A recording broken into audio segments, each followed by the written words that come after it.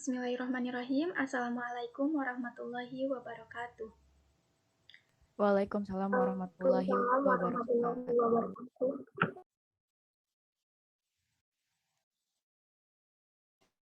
Yang diberikan Bunda Tia Citra Rayuni MPD dan Bunda Dr. Hande Suci Utami Putri MPD, serta yang kami hormati teman-teman sekalian mahasiswa PG PAUD kelas 1A. Alhamdulillah pada kesempatan kali ini kita dapat melaksanakan kembali presentasi ini dalam keadaan sehat walafiat. Perkenalkan, kami dari kelompok 6 yang beranggotakan yang pertama ada Devi Ambarsari dengan NIM 2101632. Yang kedua ada Hansadina Trisnawati dengan NIM 2103368. Yang ketiga ada Raisakana Nurhaliza dengan NIM 2107044. Dan yang terakhir ada saya sendiri, Zulfa Syarifah, dengan NIM 2108177. Sebelumnya kepada share screen, mohon untuk share screen terlebih dahulu.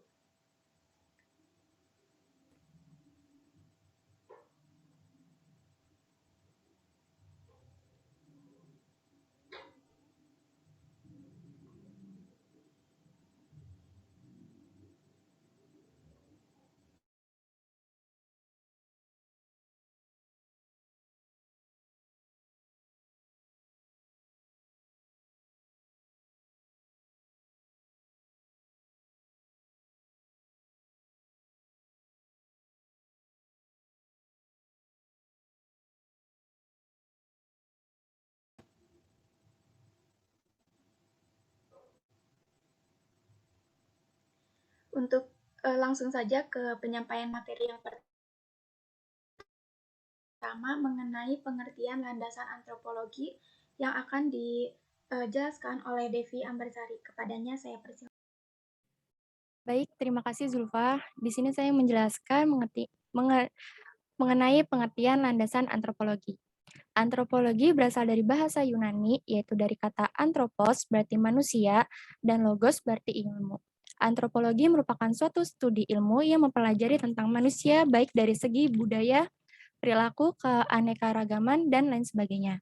Antropologi merupakan salah satu cabang ilmu pengetahuan sosial yang mempelajari tentang budaya masyarakat suatu etnis tertentu. Antropologi lahir atau muncul berawal dari ketertarikan orang-orang Eropa yang memiliki ciri-ciri fisik, adat istiadat, budaya yang berbeda dari apa yang dikenal di Eropa.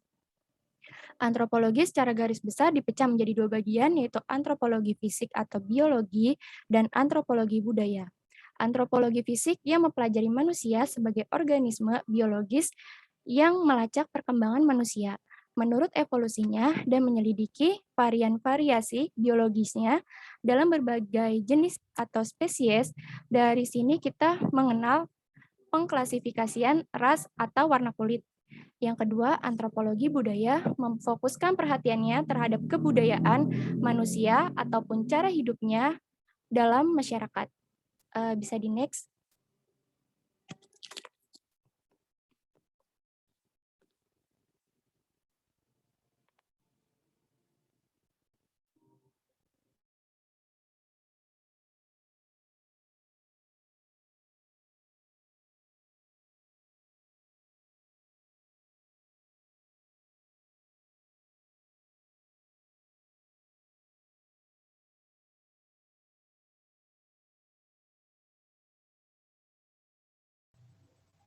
Devi, mohon maaf masih di mute.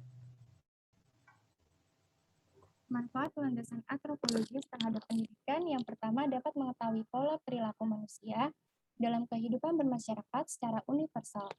Yang kedua, dapat mengetahui kedudukan serta peran yang harus kita lakukan sesuai dengan harapan warga masyarakat dari kedudukan yang kita sandang.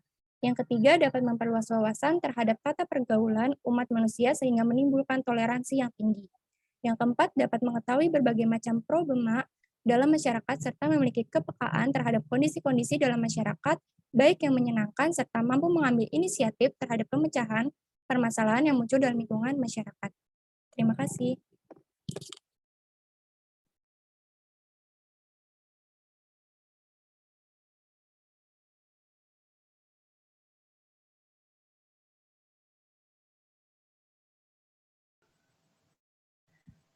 Terima kasih Slide kepada selanjutnya. Devi yang telah menyampaikan materinya. Untuk materi selanjutnya mengenai sejarah perkembangan landasan logis dalam pendidikan. Slide selanjutnya.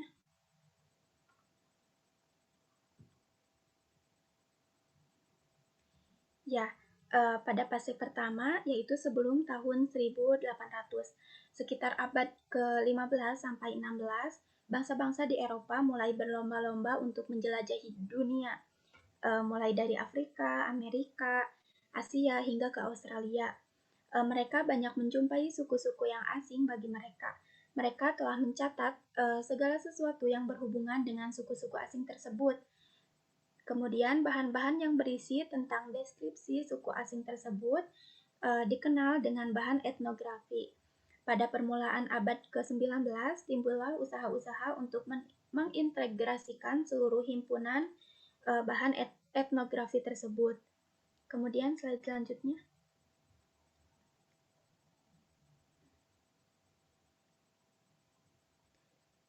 Nah,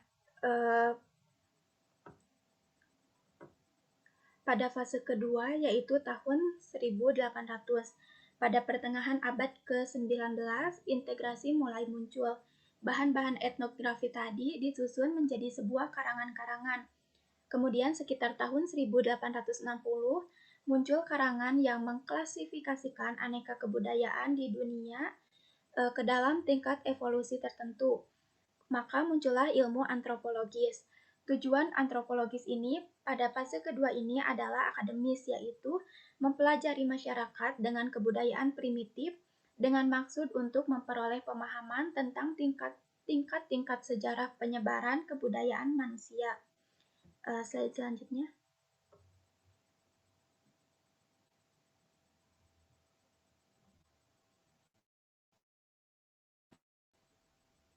Ke-20. Dalam fase ketiga ini, ilmu antropologis menjadi ilmu praktis yang bertujuan untuk mempelajari masyarakat dan kebudayaan suku-suku bangsa di luar Eropa, juga untuk kepentingan pemerintahan kolonial dan berguna untuk mendapat pengertian tentang masyarakat pada masa kini yang kompleks.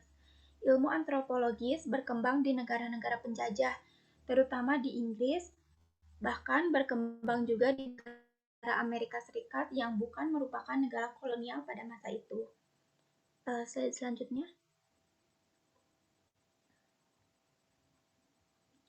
Nah, pada fase terakhir yaitu fase keempat, ilmu antropologis mulai mengalami perkembangan yang sangat pesat. Di antaranya pengetahuan yang jauh lebih teliti dan metode-metode ilmiahnya yang semakin tajam. Lapangan penelitian ilmu antropologis berhasil berkembang dengan tujuan yang dan pokok yang baru, dengan berdasarkan bahan etnologi dan metode ilmiah yang lalu pada tahun-tahun sebelumnya. Kemudian, untuk tujuan antropologis ini ada dua, yaitu tujuan akademis, yaitu pengertian manusia, beserta bentuk fisik masyarakat dan kebudayaannya. Yang kedua, tujuan praktis, yaitu mempelajari manusia dan berbagai masyarakat suku bangsa, guna untuk membangun masyarakat suku bangsa tersebut. Sekian untuk sejarahnya. Selanjutnya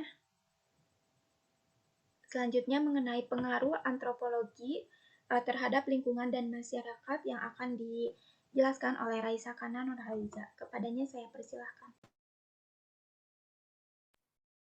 Baik, ini adalah pengaruh antropologi terhadap lingkungan dan masyarakat. Tolong slide selanjutnya.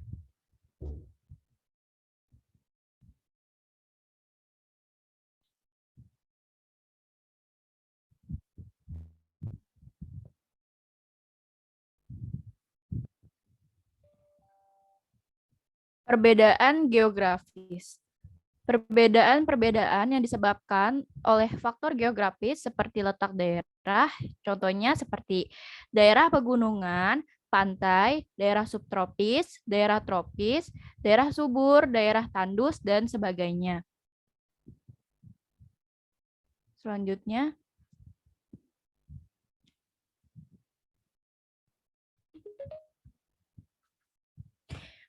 Perbedaan tersebut melahirkan kebudayaan baik dalam wujud, ide-ide, pola, tingkah laku, dan kebudayaan.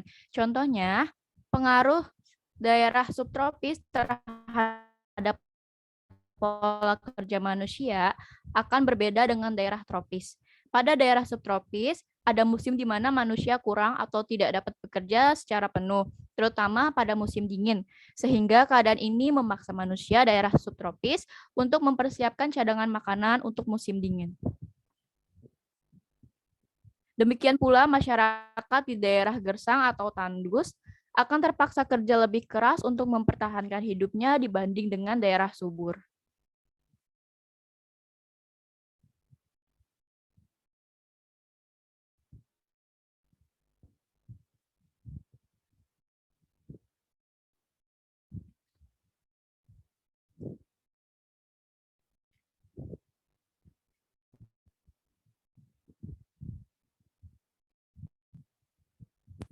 Nah, hal-hal tersebut mempengaruhi sistem nilai budaya yang dianut oleh masyarakat, yang dengan sendirinya akan berpengaruh terhadap proses pendidikan yang berlangsung di masyarakat yang bersangkutan. Karena proses pendidikan yang berlangsung tersebut tidak dapat dilepaskan dari lingkungan geografis dan sosiokultural masyarakat. Mengimplikasikannya, perlu diberlakukan kurikulum muatan lokal atau MULOK dari pengertian yang sudah dijabarkan. Berarti antropologi dapat membuka diri tentang keanekaragaman budaya yang dimiliki oleh Indonesia dan menghargai kebudayaan orang lain.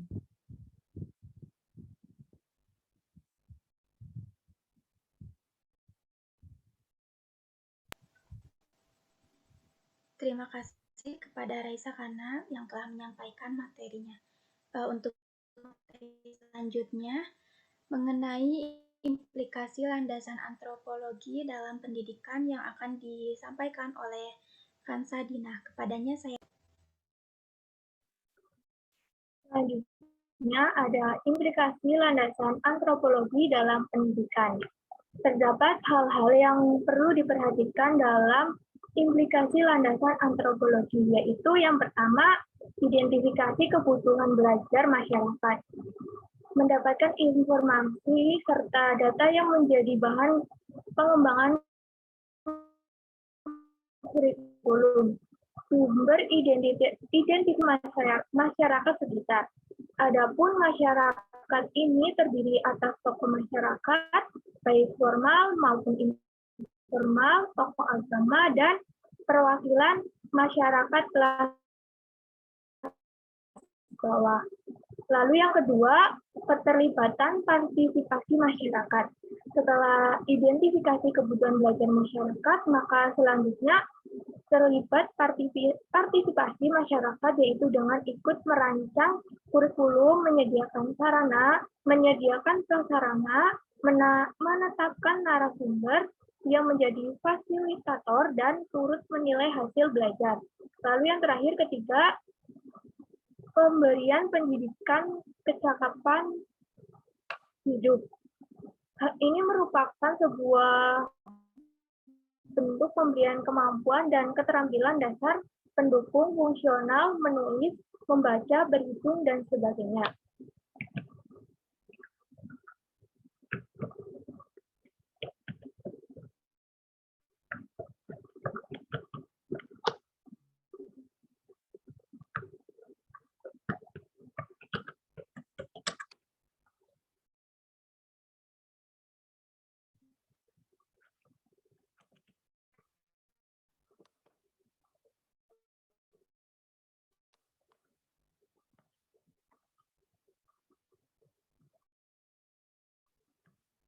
Lalu yang terakhir, aplikasi landasan antropologi dalam pendidikan saat ini. Yang pertama, model pembelajaran berbasis budaya lokal. Dalam hal ini, siswa diharapkan dapat mengenali, mengembangkan, menumbuhkan, dan mempromosikan kebudayaannya, yaitu melalui muatan lokal. Sedangkan materi penyesuaian dengan lalu yang kedua, metode pembelajaran karya wisata. Berguna bagi siswa-siswa untuk membantu memahami kehidupan nyata dalam lingkungan beserta segala masalahnya. Guru mengajak siswa ke suatu tempat objek tertentu untuk pembelajaran suatu dalam rangka pembelajaran di sekolah. Misalnya, siswa diajak ke museum, percetakan, bank, pengadilan, atau ke suatu tempat yang memuat nilai sejarah atau kebudayaan tertentu. Lalu yang terakhir, pembelajaran dengan modeling. Bertujuan untuk memupuk keterampilan fisik serta menguatkan mental siswa. Dalam pembelajaran dengan modeling, menggunakan mode guru sebagai objek belajar, perubahan tingkah laku yang kemudian ditiru oleh siswa. Terima kasih dari saya kembalikan kepada moderator.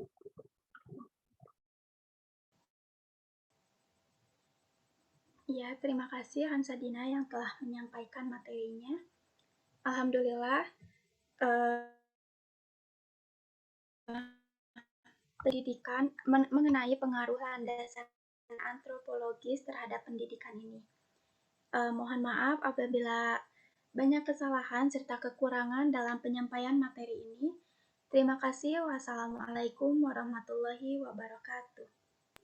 Waalaikumsalam warahmatullahi wabarakatuh. Waalaikumsalam warahmatullahi wabarakatuh.